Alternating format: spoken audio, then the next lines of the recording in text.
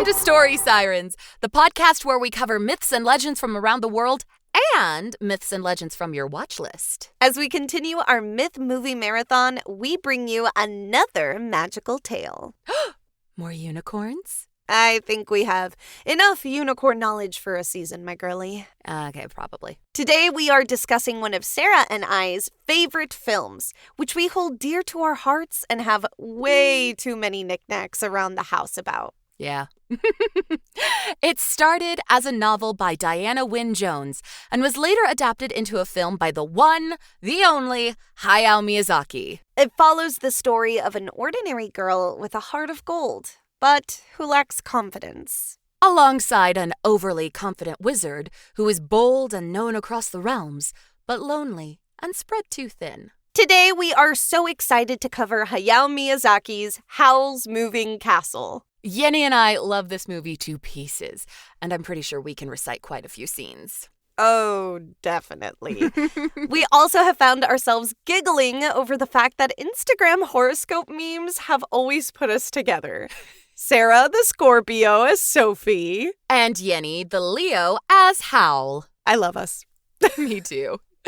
All right, so honestly, this may be my all-time favorite movie. In fact, I've loved this movie since I was 12, and I'm old now. Yeah, same. Today we will be covering the film as well as deep diving into some myths we see throughout it. Of course, we can't start this episode without bringing up a main theme in today's episode: wizardry and magic. Ooh. A wizard is someone, particularly a man, who has magical powers, able to conjure things with intricate spells, a snap of their finger, or even just a thought. Tales of wizards have dated back to the 15th century, but people with magical abilities have been documented since way before that. It should be noted that in the early period of humanity, there was no science or technology, as we know, but magic that was used to heal the sick, learn of the future by reading the stars, create a new tool or material using alchemy, and bring about rain or even fire. Mythology and folklore gave magic another meaning. Tales of the past that should be respected. In a time when humanity started realizing, well, okay, magic didn't make fire, but wood, stone, friction, and spark did. As we move further in society, we jump to the medieval period, sometime in the 11th and 15th century, where the story of Merlin is born, arguably one of the most famous wizards in literature. I'm sure Hal would fight this. Now, enchanted objects are born. Wonder and excitement over magic flourishes. It also gives magical origins to otherwise common men and women. It's new and whimsical, and as soon as the 17th century hits, it's demonic. Oh boy. No longer is talk of magic fun or wild and free, but evil, dark, and wicked. And still wild, but this time in a bad way. Many lose their lives because of accusations of witchcraft. Luckily, the accusations of witchcraft and sorcery and magic altogether being the root of evil died down a century later, during the Enlightenment period. In the 19th century, we got a new form of magic: stage play. Where are we going with this, Yenny? Settle down. Let me finish. Legends like Harry Houdini are born. Illusionists able to trick the eye into seeing something impossible, the cause of which always was the same answer: magic. And soon we make it to the present, where magic has found its way into our hearts again through literature. High fantasy stories filled with adventure and the unknown, mixed with love and loss and, of course, magic. And the once old and wise depiction of wizards changes to hot wizards who age like fine wine and have like 7 books worth of tales for you, some extra hot and spicy, may I add. Yenny, please. You know I'm right. I mean, yes, you are. Howl is one of them. Exactly. And speaking of our hunky wizard, I think we've given enough background on wizardry to start our tale now. I agree.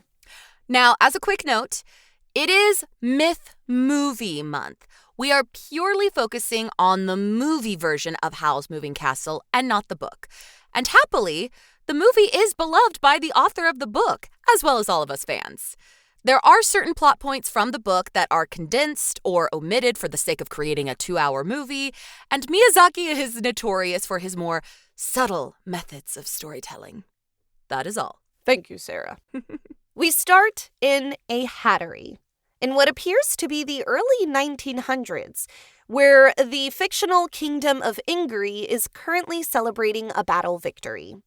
Sophie, a young seamstress, works diligently on her hats as the shopkeeper asks her if she'd like to go out with the other girls for a fun time. Sophie, being the shy type, politely declines. She prefers the company of her hats and nothing more. Prior to leaving, the other girls in the shop comment about the cruel wizard Howl, whose moving house can be seen out in the distance, and who apparently tore a girl's heart out. Sophie only mildly listens, not really caring. She finishes the hat that she's working on before deciding that perhaps she should visit her sister. It should be mentioned that Sophie passes by a mirror, looks at herself, only to pull her hat over her head and block anyone from being able to see her face fully. Outside, the streets are filled, the parade of aircrafts all outfitted for war filling the sky. Military men march the streets, citizens cheering them on, and Sophie decides to take the back alleys to get to her sister, but not before coming into contact with 2 military men, who are bored and definitely seeking fun and trouble. Mm-hmm. What could have turned into a dangerous situation ends with a certain voice calling out. There you are, sweetheart. Sorry I'm late. I was looking everywhere for you. And then Yenny swoons and dies happily. Yenny! Come on.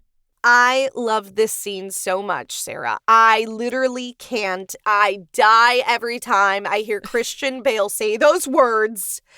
And he did not have to be as sexy as he was. And I can't. He very much makes us feel things as the voice of Howl. Yeah. God, why does this movie kill us? Anyway. And not only does that line make us swoon, that line is going to be important later on. Yes, it is. Now, Howl quickly disposes of the men by enchanting them to walk away. Sophie is at a loss for words as Howl states he'll escort her to the bakery where her sister is, but mentions for her to not be alarmed because he's being followed. As they walk, strange tar-like creatures follow them, chasing them through the alleys. In a moment where surely the creatures will capture them, Howl grabs Sophie and takes her to the sky, the two walking quite literally on air, overlooking the bustling street as they bob towards the bakery. As he gently places her down on the balcony of the bakery, he tells her to be careful because he's going to lead the monsters away from here. She nods in agreement, and he smirks, saying, "That's my girl." And then Sarah swoons and dies happily. Oh my gosh. Sarah. The way he makes me feel. Why did they do this to us? Like, I am a grown woman. I cannot be pining after an animated man. Oh. Christian Bale, why did you have to speak into the microphone like that? Sarah, I don't think I can go on. Oh, compose yourself, woman. I'm trying. Okay. All right. We can do this. I'm going to give you a few more seconds. Let me narrate this next part. Howl disappears, and we are taken inside the bakery, where Sophie's sister, Letty, is tending to various clients, all men, wanting some of the baked goods and a little bit more of her attention. Letty meets Sophie just outside where Howl had left her, rushing to her and telling her how she heard Sophie floated into the bakery. Sophie, soft and delicate, realizes it wasn't a dream.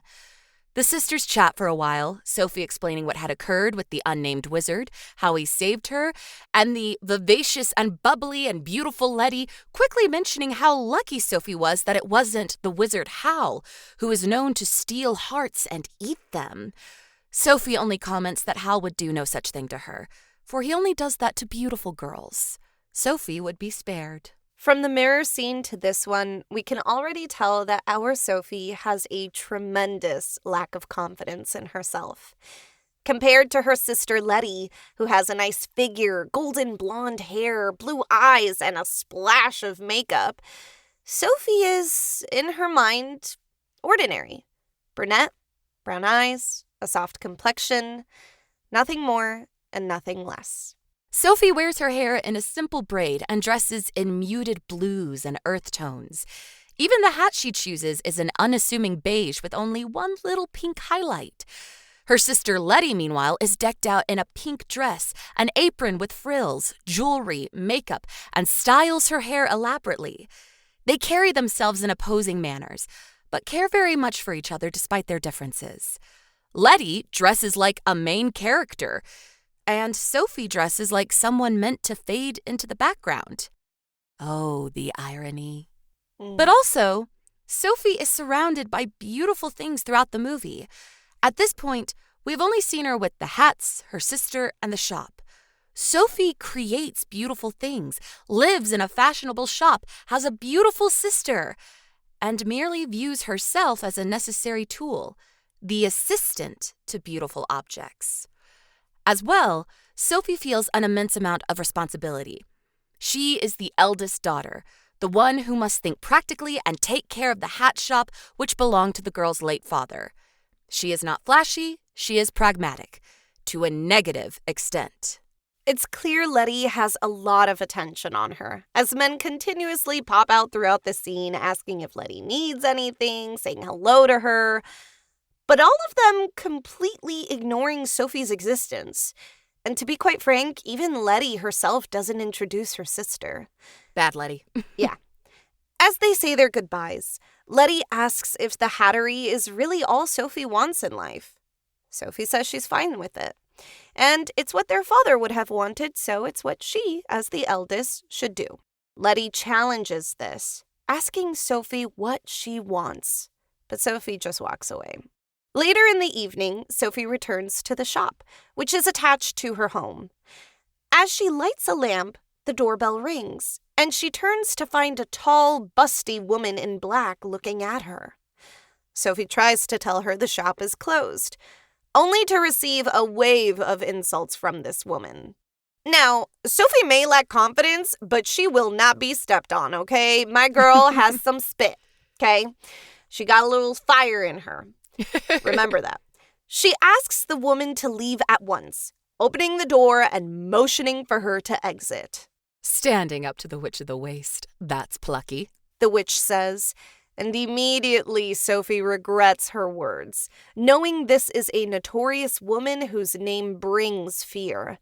The witch casts a spell over Sophie, telling her that she will not be able to tell anyone about it, and before leaving, asks for her to send her regards to Howl. Ooh. In Sophie's place, an older woman is now seen.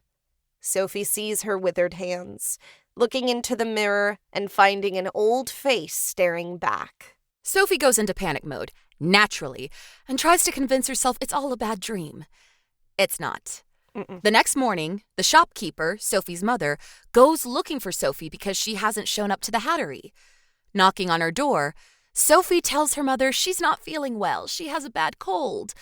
But instead of her mother coming in to check on her, she leaves without a second thought, commenting, "Oh, you sound like a ghastly old woman. Well, if you insist." Sophie stares at herself in the mirror and, somehow, finds comfort in her new look, telling herself it's not too bad. In fact, her clothes now finally suit her. This poor girl. I wish I was like that. I would have had an attack. Yeah. She decides to leave the Hattery, knowing there is no explaining this curse of old age, grabbing some essentials before going on her journey. As she exits, we hear two citizens in the background talking about the missing prince from the neighboring kingdom and the resulting war. Sophie travels out towards the mountains, where the wastes lay, telling kind citizens helping her out that she's looking for her younger sister. With how she looks, everyone is younger than her. She's like in her 90s. I know. We learn that, in truth, she is looking for Howl, who she believes will be able to take away the curse on her. As she sits to eat, she finds a stick in a nearby bush and hopes it will make a good walking stick or cane.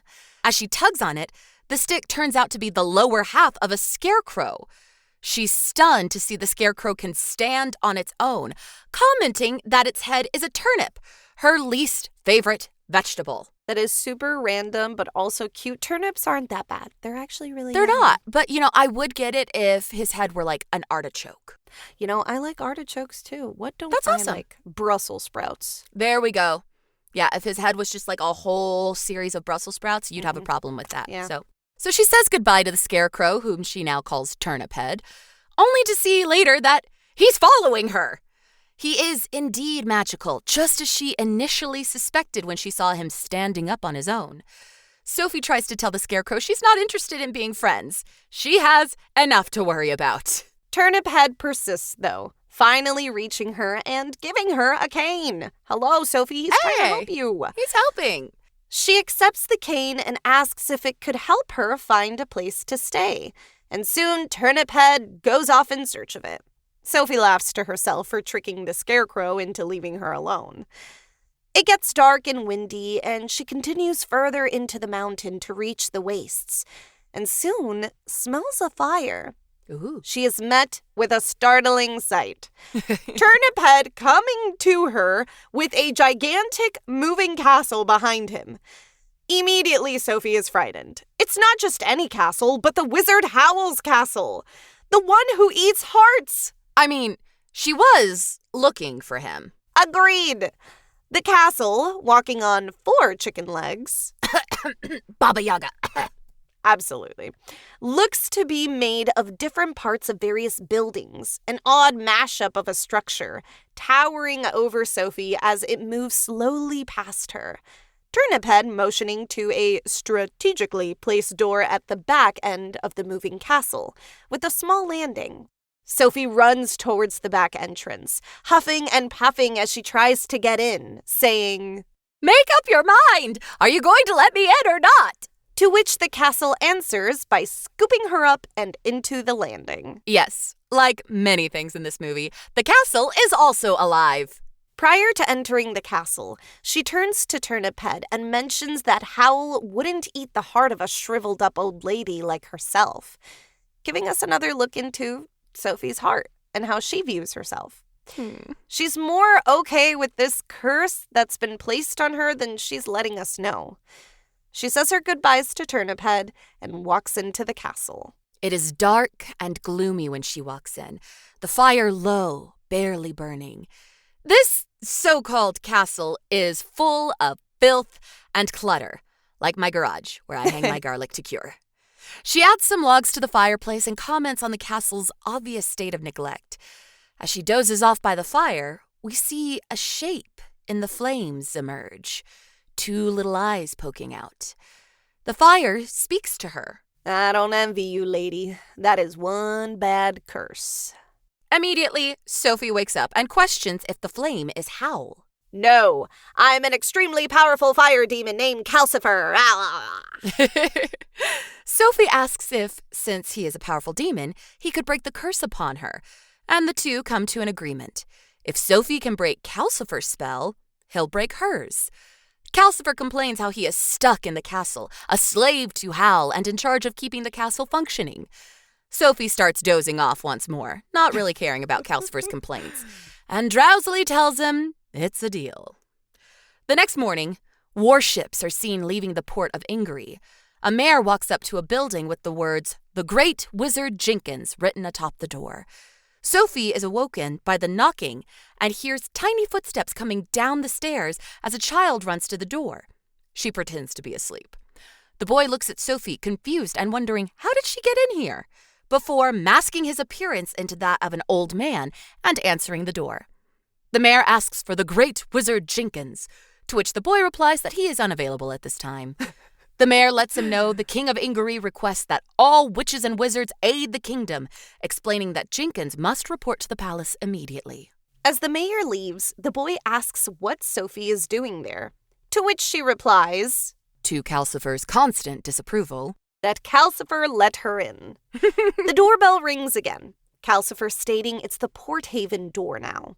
We get a look at a small circular disc next to the door with 4 colors, red, green, blue, and black, with the arrow on the disc pointing to the color blue. The boy turns the knob on the door and answers, helping a customer with the spell. Sophie looks out the window and realizes they are no longer in the mountains where she had been traveling, but in the town of Port Haven, by the ocean. Again, the doorbell rings. Now the Kingsbury door, so says Calcifer, and the boy turns the knob on the door again, switching the arrow to point to the color red. A messenger from the royal court appears, looking for the wizard Pendragon. Pendragon? Like the mayor in Port Haven, he bears the same message. All wizards and witches must aid the kingdom and come to the palace immediately. Sophie looks out the door, surprised to see they are now in a different place entirely. No longer does she see the ocean, but cobbled streets and grand, tall buildings. The royal city in full view. As the boy leaves, annoyed with Sophie, she takes the opportunity to turn the knob on the door again, now to the green color, and finds herself back in the wastes. Sophie realizes this door is a portal of sorts, and each color on the knob is a different location. She asks where the black color leads, the only color she hasn't seen. The boy tells her only Master Howl knows. The young boy goes to make himself breakfast, Sophie noticing a plate of bacon and asking if he'd like for her to cook him some. The boy tells her he can't use the fire when Howl's not home. Aw, that's so cute. Of course, that is nonsense to Sophie. Calcifer only obeys Master Howl. The boy chimes as he watches Sophie grab a pan, the latter thinking this is merely a matter of cooking ability.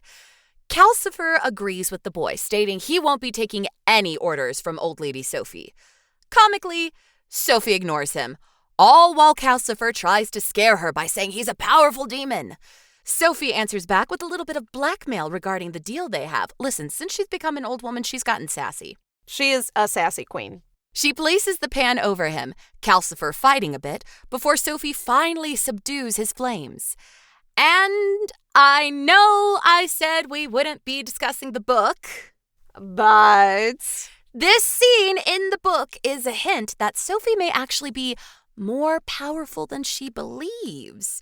In fact, she may just be as powerful, if not more so, as the Witch of the Waste who cursed her. But anyway, Calcifer grumbles. Here's another curse. May all your bacon burn. The boy is stunned Calcifer is obeying her, earning Sophie his respect. Almost immediately, the doorbell rings, the arrow on the door signaling the color black. A tired Howl walks in, the boy rushing to let him know the palace is requesting both his aliases, Pendragon and Jenkins, report. Howl ignores him, walking towards Sophie and commenting on Calcifer's obedience. He does not act as though he recognizes Sophie, instead asking her who she is. She tells him to call her Grandma Sophie, explaining she is the new cleaning lady ready to work. Howl's mood changes, a bounce in his step, as he takes over and cooks for the family. Howl asks Sophie how she was hired, to which she responds that Calcifer hired her. He just keeps getting thrown under the bus. I love it. Howl hums in response, presumably lost in thought.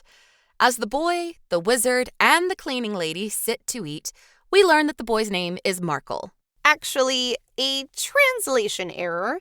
In the book, his name is Michael. And as Howl passes around the food, he calls Sophie by her name, not Grandma Sophie, just Sophie. Sophie doesn't know how to react to that, and as they eat, Howl's eyes sparkle as he asks her what's in her pocket. Confused, Sophie reaches into her pocket and grabs a folded red paper, handing it to Howl, which upon contact bursts into flame. Oh dear. The trio watch it burn a mark into their dining table. Howl and Markle know it is from the Witch of the Waste. Howl reads aloud. You who swallowed a falling star, O heartless man, your heart shall soon belong to me. Sophie and Markle watch as Howl erases the mark, commenting that although the scorch mark is no longer present, the curse is still there. The curse? But what curse exactly is he talking about? Sophie's? Calcifer's? His own? We have a house full of curses. Absolutely. There's more coming. There's more coming. Howl excuses himself, telling Calcifer to move the castle. Yes, the fire is responsible for moving the castle. He's a powerful demon. And Markle proceeds to ask if perhaps Sophie works for the Witch of the Waste. Ooh. Sophie yells that she would never. She tries to tell him what the witch did to her, but the curse immediately stops her from talking. The best part of that spell is you can't tell anyone about it, so said the witch. Yes, she did. Sophie gets to work cleaning the castle and ignoring poor Calcifer, who's begging her for firewood. Really? She's on a cleaning rampage, and we've all been there, mad about our circumstances and looking for the only thing that we feel like we can control. As she sweeps out the ashes, Calcifer begs her to hurry because he's burning out. Again, Sophie ignores him. Sophie just loves ignoring Calcifer. She loves abusing him. We see Calcifer finally burn out in the cast iron pot she placed him in. And almost immediately, Howl's hand is seen going for Calcifer, dumping the smoldering embers of Calcifer into his palm, Howl's redstone ring glinting. Howl asks for Sophie not to torment his friend, before leaving the front door through the black portal. After Howl's departure, Calcifer tells Sophie, "If I die, Howl dies too, I hope you know." Again, she ignores him. Yeah, okay. Thinking that he's being dramatic, and continues the cleaning rampage upstairs, which is somehow worse than downstairs. Her first stop being Howl's bathroom. Worst part. You shouldn't have done it, Sophie. Right? Shouldn't have done it. Put off by the room, she is fascinated by the castle's movement, opening doors and windows that lead to the balcony. She grabs the railing and looks out towards a beautiful landscape. She tells Calcifer that she appreciates the work he does to move the castle, since she can now see such magical landscapes, and the fire grows and glows with her praise. Meanwhile, Markle and Sophie find Turnip Head stuck in a portion of the exterior of the castle and help him out. Sophie tells Markle that the Scarecrow seems to have grown fond of her, following her wherever she goes. Markle asks Sophie if she's sure she isn't a witch. At this point in the book, Sophie is questioning whether or not she is. At this point in the movie, Sophie tells the boy, "Oh, yes, I'm the worst kind of witch ever, the kind that cleans." As the castle comes to a stop, the three, Sophie, Markle, and Turnip Head, take care of the laundry and have lunch, staring out towards a lake. Sophie admits that she feels peaceful and safe, and this may be one of the first moments we see Sophie feel secure and at peace. Dadgummit, it's me! Oh, Sarah, I make you feel safe. I mean, you do. I was talking about staring at beautiful landscapes and just being like, oh, but I'm Howl. You are Howl. You make me feel safe and frustrated, love too. You. Oh, hate you. Okay. Far away, Howl flies through a war-torn battle area, half transformed into a bird-like creature, and busies himself attacking monsters. Actually, he seems to enjoy fighting these monsters. Kinda hot. Uh-huh. He returns to his castle late in the evening, tired, and painfully transforms his body back into his human form. Which also, kinda hot. Kinda hot. Kinda Yeah. hot. Yeah. He tells Calcifer that the monsters he fought were wizards who transformed themselves into monsters to fight in the war for the king. Calcifer warns Howl that if he continues transforming like this to go and fight them, he will eventually become trapped in his monstrous form, just like the wizards he's fighting. Howl disregards this warning. Nobody's listening to Calcifer. Nobody. Howl disregards this warning and instead tells Calcifer to warm water for his bath, and walks quietly over to a curtained area where Sophie has made herself a little bedroom. He watches her, and the audience is now aware that Howl, in fact, knows the old woman is Sophie, the girl he saved from the military men just a few days ago. Asleep, Sophie is transformed back into her young self, and Howl watches her for a moment. It is here that we also learn the curse on Sophie is not permanent, but somehow self-inflicted. When awake, Sophie, clearly aware of herself and lacking confidence, has the appearance of an old woman. Yet when asleep, she turns back to her true self. Sophie's lack of confidence is holding her back. A tale as old as time! Learn from Sophie, dears. Oh, it just gets my heart. I know. Time. I mean, granted, I need to learn from this too. We all need to learn from this. Yeah. But I mean, just like, oh, Sophie. As Howl bathes, Sophie awakens, turning back into her elderly self. She and Markle visit the town market, grabbing groceries for the castle. They see a commotion as a sinking ship enters the harbor, and soon an enemy aircraft drops bombs near it, as well as propaganda flyers. And among all the mayhem, they see the strange, tar-like henchmen of the Witch of the Waste. Sophie and Markle race back towards the safety of the castle. Once inside, the horrors persist. For Howl, that is. With a massive shriek, Howl runs downstairs in just a towel, hot, and tells Sophie he's ruined him. His hair is no longer blonde, but orange. Oh no, he's Carrot Top. Oh, cue in Howl's diva moment as his eyes tear up over Sophie ruining his bath potions. Now I'm repulsive. He whines. I can't live like this. His hair color then turns into onyx, and in a very, very Leo kind of way, he dramatically concludes. I give up. I see no point in living if I can't be beautiful. And that's coming from a Leo. The castle distorts. Spirits appear. Howl now going into drama override and turning into goop. Literally, there's like green slime everywhere. It's Drama King. Drama King. Angered by this point, Sophie retaliates by yelling that she's never once been beautiful in her whole life and storms out of the castle, weeping in the rain. Okay. I think we need to pause because I feel like everyone listening to this podcast has had a moment where they have felt less than beautiful and therefore unworthy of love. Because honestly, Sophie is constantly equating beauty to worthiness of love. And I just want to cry and hug her and everybody who's ever felt that. I cry throughout this movie constantly because just, wow. Yeah. You are, listeners, you are worthy of love. You are beautiful, and physical beauty does not equate to worthiness of anything. Absolutely not. Well, on to a lighter part of the movie. Turnip Head soon appears with an umbrella, giving Sophie some faith that kindness can still be found in a world of chaos and cruelty and selfishness. Markle runs to ask her for help. Howl's tantrum has gone too far. Sophie picks up a slimy Howl and takes him to the bathroom, where Markle cleans him up. Also, he's naked at that point because the towel falls on the floor. Oh, Lord. Calm down. I can't.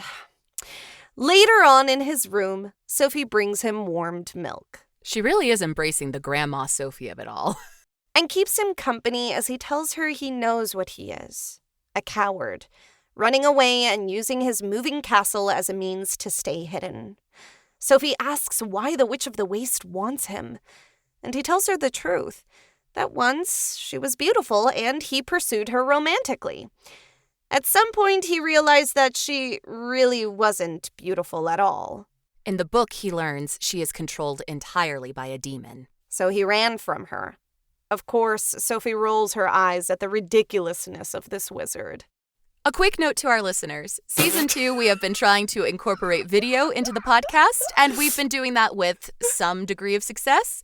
Today there was no episode, there was no degree of success. There was a malfunction along with user error, me being the user. So there is no video, but enjoy the audio. Yes, we apologize. We do apologize. Anywho. Howl continues on by saying that his fear of confrontation and commitment has now placed him in a predicament. The palace now wants him to appear as both of his aliases, Pendragon and Jenkins. He tells her all the aliases he uses are just to help him stay free from much responsibility, but it's backfired now. And yet, not all is lost, for Howl comes up with an idea. Sophie can go to the palace as Wizard Pendragon's mother and tell Madame Solomon, the king's royal sorceress, that Pendragon is a coward and unable to join the war. So, naturally, not much longer after, Sophie is on her way to the royal city via the door portal. But before she leaves, Howl slips a ring of his on her finger, telling her it will guarantee her safe return, and promises he is following behind her in disguise to help her out. Oh, swoon. We would show you the piece of jewelry that Sarah got us, but we can't. But Sarah and I have matching rings. We do. We have matching Howl's Moving Castle rings. We do. It's very cute. Totally platonic, guys. Sorry. Totally platonic. Yeah. We love our husbands. We do love our husbands. But we already said that when both of them pass and we're old ladies, we're going to live together. So yeah, we're moving into a house together. Yes. Absolutely. That's it. As Sophie heads towards the royal castle, an old dog begins following her, who she assumes must be Howl in disguise. The Witch of the Waste and her henchmen are also on their way to the castle, and both Sophie and the witch exchange a few spiteful words. The witch thinks she recognizes Sophie. Sophie distracts her and says she's going to ask for another job with the king's household, and she is sick of working for Howl, while the witch comments that the king requested her personally. Fancy smanchy. The two soon have to walk up the stairs leading into the palace, which both of them struggle with. As Sophie finally reaches the top of the stairs, she looks back and notices the witch is older than she used to be at the bottom of the stairs, as if walking up the stairs has somehow drained her power. Hint, hint, foreshadowing. As they are escorted inside, the witch finds a chair and quickly sits on it, while Sophie follows the old dog, who she believes is Howl, to another section of the palace. As she leaves, the Witch of the Waste is trapped in the room, her powers being taken by a strange, technological force. We could discuss how Miyazaki views nature as feminine and technology masculine, but that seems like a deep dive that would be better served in a later episode. Maybe a Princess Mononoke episode, Hayao. Yeah, I'm Maybe. down. I'm down. The Witch of the Waste finds herself at the mercy of the king's mechanisms and is never the same after. Now, Sophie has no clue about this right now. Yeah, she's not there when she sees this. She finds herself in a greenhouse, meeting the notorious Madame Solomon and her errand dog, Heen, the dog who had been leading Sophie, the dog she thought was Howl. Madame Solomon explains to Sophie that Howl was once her, Solomon's, apprentice. Yet one day he gave his heart to a demon and never completed his apprenticeship afterwards. She warns Sophie that Howl's powers are too great, especially for someone without a heart, and tells her that if he continues in his selfish ways, she'll have no choice but to have him end up like the Witch of the Waste. Sophie sees the witch being wheeled in, now a senile old woman with no powers. Madame Solomon tells Sophie that if Howl reports to the king and serves his kingdom, she will show him how to break away from Calcifer. My girl Sophie has had enough of this lady's threats, all right? She stands up to the royal sorceress and tells her that neither she nor Howl will be part of their games. And as she talks about Howl, her belief in him, her confidence in his actions and knowledge of who he truly is as a person, makes her curse falter, revealing her younger self. Madame Solomon, seeing her true form, simply states, "Now I see you're in love with Howl." Sophie gasps at this. Oh, hell no. Me? No, Me? never. Never. No. Please. Immediately reverting back to her old self. And this shows that she doubts herself, confidence faltering because how could Howl love her? Oh! The king drops in from an aircraft and Solomon introduces Sophie to him. And he quickly tells Sophie that there will no longer be use of magic in this war. It's pointless. Solomon smirks as the true king walks in from across the greenhouse. Wait. You're saying there are two kings in this scene? Oh, yeah. And one of them is about to get found out. The second true king is much more flamboyant, stating that the kingdom will beat their opponents to a pulp. And when he sees the double present in the greenhouse, he tells Solomon that it's the best one she's made yet. Awkward. Yes. So Howl wasn't the dog, or anything useful. Absolutely He merely not. disguised himself as the king and wasn't even a convincing double. No. Madame Solomon corners the king-like man, knowing it is actually Howl trying to deceive her. Solomon then creates an illusion spell to show Sophie who Howl really is. Who is he really? Hush! We see stars fall from the sky, then a circle of stars surrounds Howl and Sophie. Howl begins to transform into a bird-like beast creature, and Sophie desperately tells him this is all a trap. Howl is able to escape, placing Sophie on an aircraft along with the Witch of the Waste, who clung to Sophie's skirt, as well as the old dog, Heen, who snuck into the witch's coat. Instructing Sophie to follow the ring he gave her, which should show her the way home, Howl leaves to distract the oncoming officials. Throughout the kingdom, the search for Howl begins. In other words, pure chaos. Sophie, the witch, and Heen finally get back to the castle, albeit with a bumpy entrance. The castle comes to meet them in the wastes, another sign that the castle is drawn to Sophie's magic. As they all succumb to exhaustion and sleep, Howl returns, completely and irreversibly transformed into the bird-like monster. Sophie awakens, not as an old lady, but as herself. She is concerned with Howl and not herself. She quickly follows Howl, noticing the bloodied footprints he left behind. Entering Howl's room, Sophie finds the bedroom transformed into a dark hole. Following the sounds of labored breathing, she eventually finds a wounded Howl, now completely transformed into a bird-like beast. Oh my god. Kinda hot again? Yeah, kinda. She pleads with him to let her help him break the spell he's trapped under, which he counters by saying she can't even break her own spell. Ooh. She tells him she loves him, and he says it's too late. She transforms back into her old self before waking up. Oh, it was all a dream. It was a dream. But even so, most of that scene shows Sophie as her true self, for she's not concerned with her self-worth here, but thinking of Howl and the greater purpose instead. Now awake, Sophie is plagued with worry over Howl's well-being. Calcifer tells her that they need to find a way to stop Howl from continuing to transform. The dream was a bit prophetic. As they were all having lunch, Sophie, Markle, the witch, and Heen, Calcifer comments on his discomfort with the Witch of the Waste staring at him. Mm-hmm. It should be no surprise that Sophie yet again ignores our little fire demon. I would like to take a moment to say that Calcifer represents the protagonist's conscience. Everyone should listen to their conscience, their instincts. Please. For heaven's sake. Hal comes downstairs, notably keeping his dark hair, which Sophie had complimented back when his disaster bath happened. Disaster bath? Yeah, disaster bath. I love that. He tells his family, as he calls them, that they'll be moving, instructing Calcifer to prepare himself. Also, I'd like to say that as he's observing everybody who's in his house, he's like, man, we've all got problems here, don't we?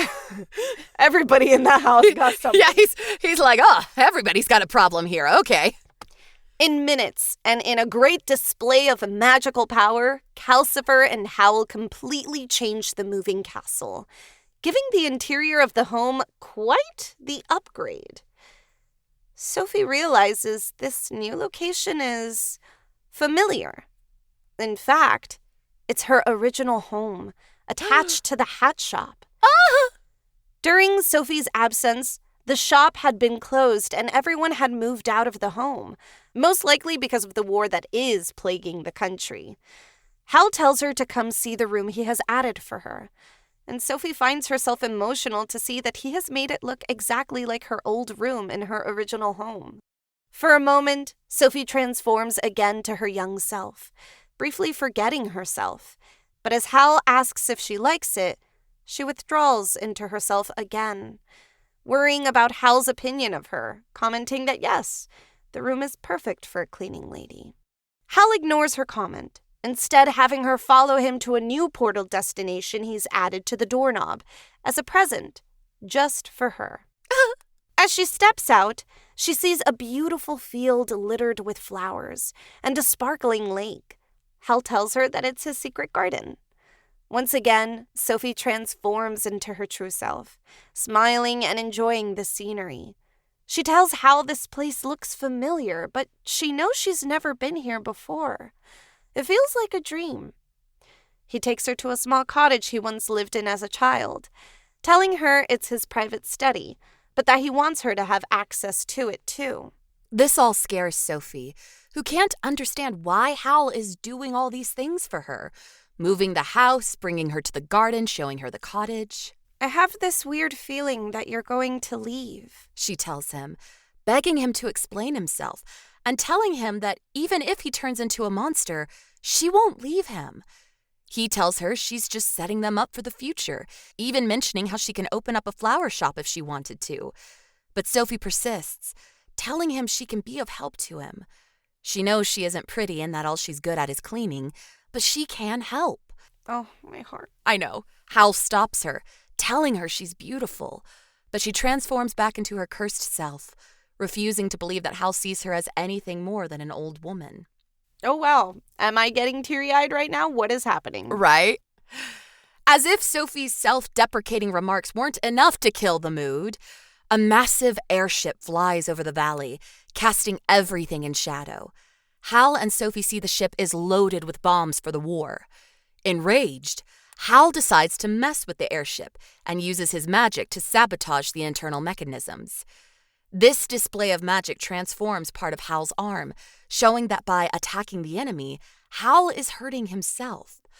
The airship malfunctions, stalling in the air, and monstrous, transformed wizards fly out of the airship to find the culprit responsible for the attack. Seeing the monsters coming for them, Howl grabs Sophie and flies her back into the portal before racing away to distract the monster wizards from attacking her and the house. Back at the house, Sophie reopens the hat shop, making it a flower shop now. Exactly what Howl had told her to do. Mm-hmm. And I do want to say that there's so much mirroring of both of them doing things for the other. Mm-hmm. There's no selfishness between them two. There's a lot of trust and reciprocation between the two of them. And it's happening instantaneously. And it's not because, you need to pack everything in a 2-hour movie. Even if it's just a 2-hour movie, it gives time to make it feel like they've always known each other. There's something about the two that always gravitates them towards each other. They're drawn towards each other. And also, I will say, we don't really know how much time has passed in this movie. There's not a lot of certainty in that. But the film shows a very good example of a duo naturally coming together and working together, I think. Yes.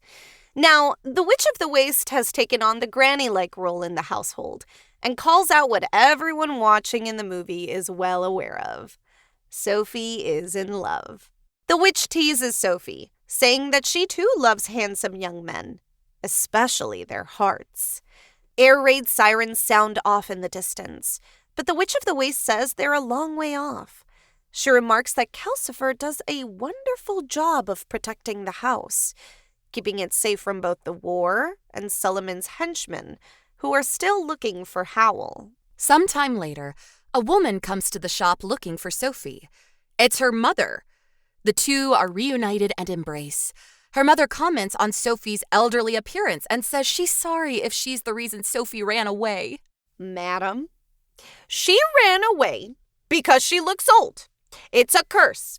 And you very well did not try to help your daughter. I know. There's a lot of just surface level accepting of, oh, okay, yeah, I guess this is just how things are now. Yeah, and I feel like that shows off more why Sophie is the way that she is, right? Mm-hmm. Because I feel like if this was Letty, all hell would break loose. Oh, I agree. Yeah. And also, the fact that I know that this is an audio medium, and if y'all haven't seen the movie, y'all wouldn't know this. But in the movie, Letty and their mother look remarkably similar. So, obviously Sophie must take after their father. It's a whole thing. Yeah. But Sophie's mother then reveals that she's now married to a wealthy man, and Sophie can come live with them so she doesn't have to work as a cleaning lady anymore. Wait, how does she know she's been working as a cleaning lady if she's been looking for her? Mm-hmm. The two say farewell to each other, and Sophie's mother gets into her car with her driver.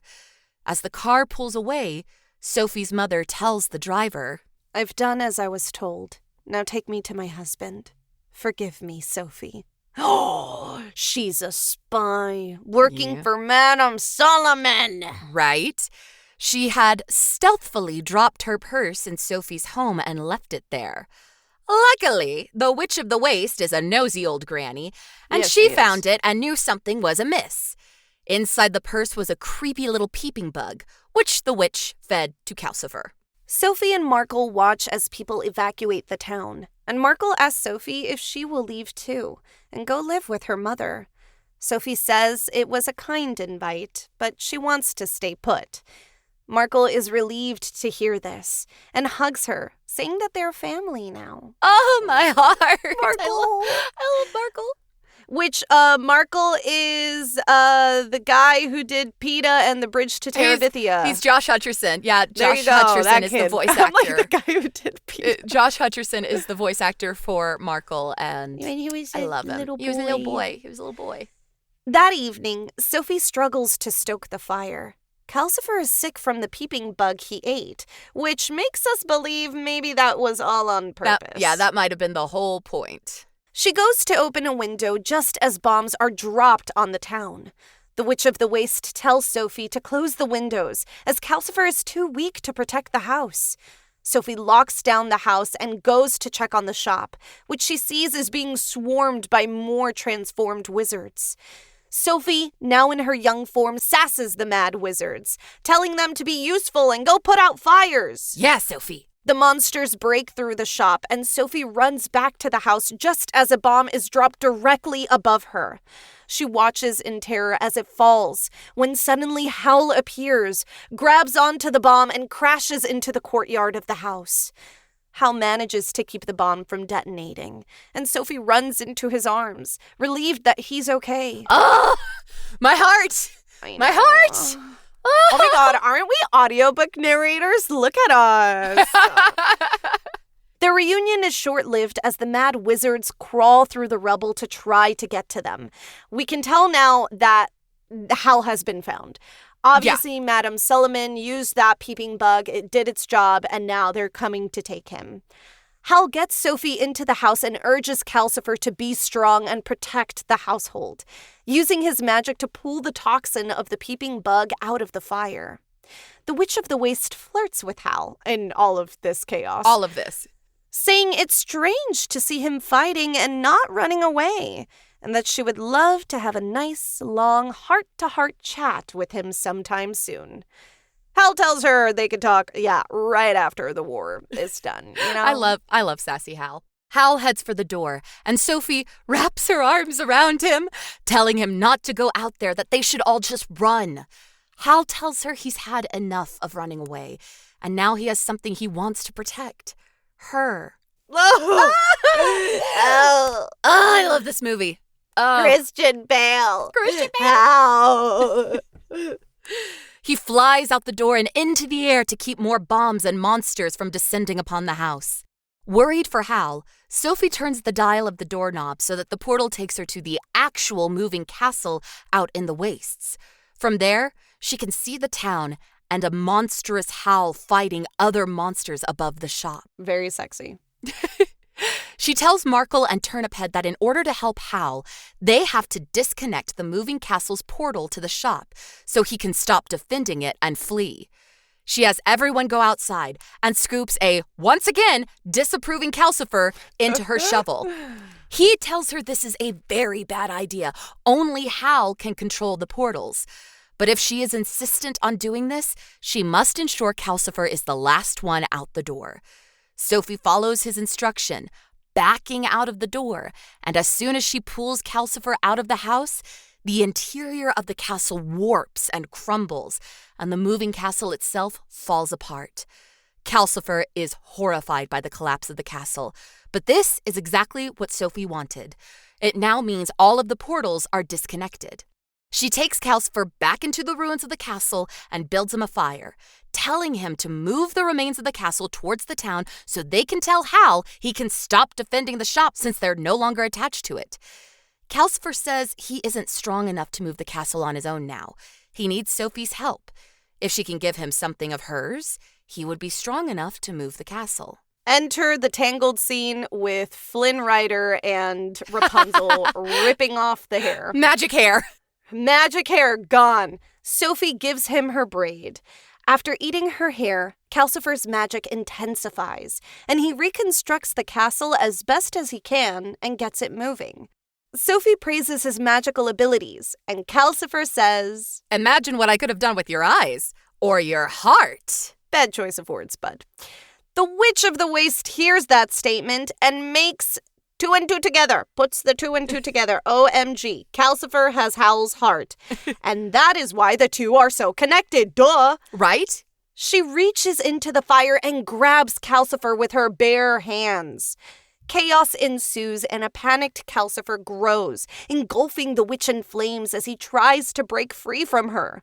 The castle stumbles, Sophie yelling at her to put Calcifer back into the hearth. Seeing the witch getting burned, Sophie grabs a pail of water and douses both witch and Calcifer. Oh no! The flames go out. The castle breaks in half, with the witch, Turniphead, and Markle on one half, and Sophie and Heen on the other. Sophie's half of the castle disintegrates and falls into a ravine. Don't worry, Sophie and Heen survive. But Sophie sobs, fearful that she has killed Calcifer and Howl by throwing water on Calcifer. As she cries, the ring Howl gave her glows and points towards the remainings of the front door. Sophie opens the door and sees a dark landscape ahead of her. The light points into the darkness, and Sophie goes through the door, Heen on her heels. I'd like to remind you guys that Howl, when he gave her this ring, tells her, "You will always find your way to safety." Through the darkness, Sophie finds herself inside the cottage Howl had shown her in the flower field. Going outside, she sees it's nighttime, and the sky is full of falling stars. Some distance from her is a young boy who appears to be trying to catch the falling stars. Sophie realizes it's Howl, and she somehow traveled back in time to his childhood. She races toward him as the magic that brought her here begins to disintegrate. Sophie sees a child Howl catch a star, speak to it, and then swallow it. A moment later, Howl coughs and doubles over, clutching his chest, and the glowing fire that is Calcifer emerges. Calcifer is Howl's heart, and the pair working together are able to create powerful magic. But the magic that brought Sophie to this moment breaks, along with the ring Howl gave her, and a black hole opens beneath her. She shouts, "Howl! Calcifer! It's me, Sophie! I know how to help you now! Find me in the future!" She and Heen fall into the black hole, which takes them back to the front door. As they exit, the door vanishes. Now back in their own timeline, among the wreckage of the castle, a massive, monstrous bird Howl is waiting for them. Oh, steamy. Knowing he is badly wounded, Sophie apologizes for making him wait so long for her and asks him to take her to Calcifer. Wordlessly, he does, and they fly to their friends atop the pitiful walking platform that is all that remains of the moving castle. Howl lands on the platform and collapses. Markle runs to his side, asking Sophie if he's dead. She tells him no, and tells the Witch of the Waste she needs Calcifer back. The witch tries to play coy, saying she doesn't know what Sophie is talking about, but eventually gives in. She hands a glowing lump to Sophie, and Sophie speaks to it. Calcifer's voice says he's so tired, but he's survived Sophie throwing water on him, so he can survive whatever comes next, knowing her plan is to give Howl back his heart. Sophie takes a moment of quiet, then wishes, "Please, let Howl take back his heart, and please let Calcifer live." She places Calcifer on Howl's chest, and the heart sinks in. A moment later, Calcifer the star emerges from Howl's chest and flies into the sky, singing, "I'm alive! I'm free! I'm free! I'm alive!" And then the walking platform collapses. You know, honestly, I'm kind of surprised it held for so long. Honestly, yeah. As the platform slides down the side of the mountain, no longer enchanted by Calcifer, it's taking our heroes to their certain death, and Turniphead leaps into the air and plants himself in front of the sliding platform, trying to slow its descent. He succeeds in stopping the platform, but his pole snaps in the process. Sophie gathers the broken pieces, thanking him for saving everyone, and kisses his cheek. And wouldn't you know, Turnip Head transforms. What? Into a prince. What? Yeah, remember that scene from way back in the beginning of this episode where Sophie overheard those men talking about the missing prince? Well, Turnip Head is the missing prince. He's the cause of the whole war that's been going on. And he was in love with Sophie, and true love's kiss broke the spell. But alas, his true love is in love with someone else. Oh, so sad. Hal wakes up and complains of a heavy feeling in his chest. Sophie tells him a heart's a heavy burden, and Hal tells her short hair, now permanently white, looks like starlight. The two embrace. The prince leaves to return to his kingdom to stop the war, and Heen, who has been spying on everyone for Madame Solomon, shows the sorceress that Hal has his heart back and has found his true love. Madame Solomon laments that the game is over and calls for the king to stop the war. She has that much power to tell the king to stop? Solomon has her own backstory. I'm and I'm sure there's a fan fiction somewhere out there about that. Calcifer returns to Sophie and Howl, saying he missed them. And with his help, Howl creates a bigger and better moving castle. And this one flies. We see Markle and Heen playing in the yard, the Witch of the Waste napping by the fireplace. And Hal and Sophie kiss, and everyone lives happily ever after. Oh, we did it! We did it! Yeah! We did it. All right, so to some, this movie may seem a bit chaotic, but nonetheless, it is beautiful and heartfelt. Miyazaki doesn't spend time explaining the magic system. It is merely a tool for the core of the story.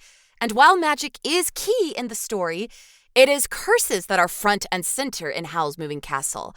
Howl being heartless by a curse he chose for himself, Calcifer being trapped by the spell he entered into with Howl, Sophie suffering from old age that is often self-inflicted, the Witch of the Waste being stripped of all of her magic and illusions, Turnip Head being a prince cursed by an unknown power, and the mad wizards transforming themselves into monsters for the sake of a violent but pointless war. Oh, breathe, baby, breathe. There's just so much going on. I love it. Howl is shallow, vain, and cowardly. He built his castle to move around, never being pinned down to one place. He uses multiple surnames to avoid responsibilities. He pursues beautiful women and leaves the moment he is bored or disappointed by them.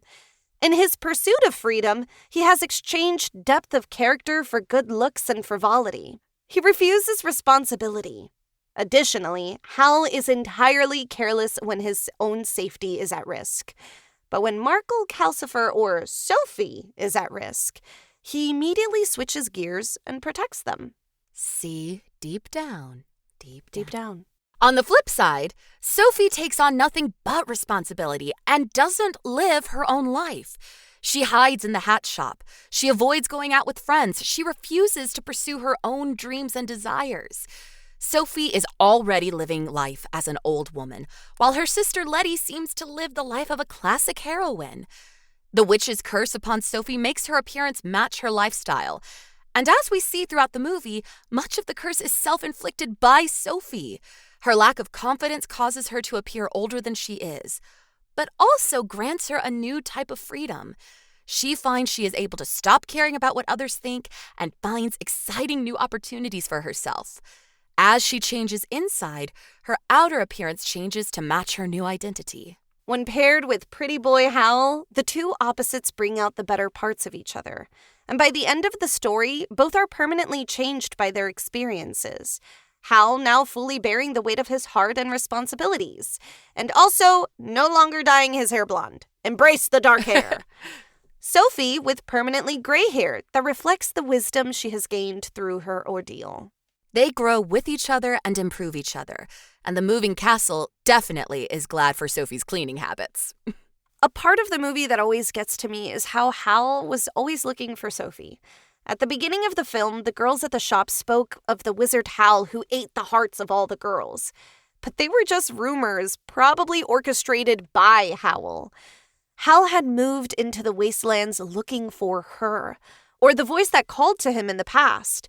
And when he finally finds her, he tells her, literally, he's been looking everywhere for her, never truly giving away that he knows it's her. He, alongside the other newfound/chosen family members, are the reason Sophie grows into a confident and wise woman. Howl never pushes her, but simply states the fact. She is beautiful, she is strong, and she can do anything she puts her mind to. Sophie has a special place in my heart, as I battled with my own lack of confidence and purpose for a long time, just existing. And now, please, Sarah, take it away because I'm going to start crying. I was just going to say, Sophie keeps herself cursed for a long time. Yeah. And isn't that something we can all relate to? Our self-worth helps shape our realities. So maybe that is the greatest magic of all. But still, yeah, how we perceive ourselves changes how we perceive the world around us. And it is definitely a story most people can relate to. Mm-hmm. Now, Hayao Miyazaki, the creator of this beautiful film, is well known for making enchanting coming-of-age stories. But I love that Howl's Moving Castle features protagonists who are already grown up. So instead of a coming-of-age, it feels more like a coming-of-identity type of film. Which I think is why it, continuously, as you grow, you continue loving the story more and more. Yeah. So as it's a coming-of-identity film, it's also how to keep growing once you've already grown up. Yeah. I know. I love it. I love it. Now, aside from curses, Howl's Moving Castle is full of classic mythological elements, like a contract with a demon. Or a deal with the devil, you could say. A magical moving building. Like Baba Yaga. Howl's castle even has chicken legs. A Bluebeard-like reputation for Howl, which we can cover that story in a later episode. The importance of a beautiful soul over a beautiful face. Enchanted princes, themes of humanity versus monstrosity in times of war. A fire spirit protecting the home. Similar to the Slavic domovoi and Japanese hinomata. And even Howl's chosen surname is a great nod to classic mythology. In Welsh, Pendragon means leader of dragons. This is the surname attributed to the legendary figure King Arthur. But why would that be important to a wizard in a fictional land? Well, in Diana Wynne Jones's book, Howl is actually from our world. That's right. Howl's Moving Castle is an isekai. Anime fans, unite. Hal Jenkins is from the legendary Kingdom of Wales, has a sister who worries about him, and an adorable nephew, and he plays rugby. When he crosses over into Ingary, he chose the name of the legendary king as his new wizard surname, tying himself to the mythological ruler. So while the literal translation is Leader of Dragons, a more grounded or fitting translation would be Leader of Leaders, a fitting name for a wizard who must learn to be brave. And as we mentioned earlier, like his movie counterpart, Book Howl is pretty lackadaisical with his own safety and well-being. But the moment his chosen and found family or his sister or nephew back in Wales are under threat, their safety becomes Howl's top priority. Let's get into some modern media. Yes. Howl's Moving Castle by Diana Wynne Jones was published in 1986. And fear not, there is a sequel. Woo! Well, technically there's two sequels, House of Many Ways and Castle in the Air. But let me explain. Diana Wynne Jones wrote two other standalone books that are part of the same world as Howl and Sophie are in, but with different protagonists in each one. In House of Many Ways, which I'd like to think is more of like a direct sequel to Howl's Moving Castle, we get to see Howl and Sophie in the future with their child, Morgan. Right? Please be aware, though, Book Sophie and Book Howl versus Movie Sophie and Movie Howl are completely different. In a very fun way. Book Sophie and Book Howl go at each other all the time. All the time. Book Sophie is actually a little bit of a grump, is very practical, and is full of sarcasm. She's sarcastic before she's ever cursed. Yeah. She also is able to magically speak life into inanimate objects, which is ironic considering she doesn't often speak life into herself. Ooh, Sarah, poetic. Right? Book Howl is even more of a drama king than his film counterpart, and is an all-around king of chaos. Howl disastrously flirts with Sophie and with other women. Sophie retaliates by cutting his coats into scraps. And then when she repairs one coat, she accidentally imbues it with magic that attracts even more women to Howl. Oops. And it drives her insane. Right? And then Sophie, in another fit of frustration, kills all the flowers around the castle with a magical weed killer. It's pretty dang hilarious. It is. I also love the fact that there is a scene where Howl and Sophie in the book are just arguing and fighting with each other. And basically Sophie's going, I came to you so you could break the curse. And Howl's going, I already broke it. You're keeping yourself cursed. Yes. It's a great moment. Like, they spell it out point blank. So other changes between the book and the film include the addition of the war plotline in the film, as Miyazaki is a famous pacifist and loves putting those plot lines into his stories. And then other changes include the existence of airships in the movie. Those aren't in the book. Howl's original hometown. That's never addressed in the movie. Markle/Michael being a child in the movie and a young man in the books. The omission of a few of the book characters. And Sophie's curse is more clear-cut in the book. She will remain an old woman until she gains self-confidence to see herself as she truly is. Can't get enough of the magic? Hayao Miyazaki's Kiki's Delivery Service also follows the story of a witch, but this one is still in training. It's more of a classic coming-of-age story. Yes, and still so good. It's Love so that good. one too. Still can't get enough of Hayao Miyazaki's world? No problem. Visit Ghibli Park in Nagakute, Aichi, Japan.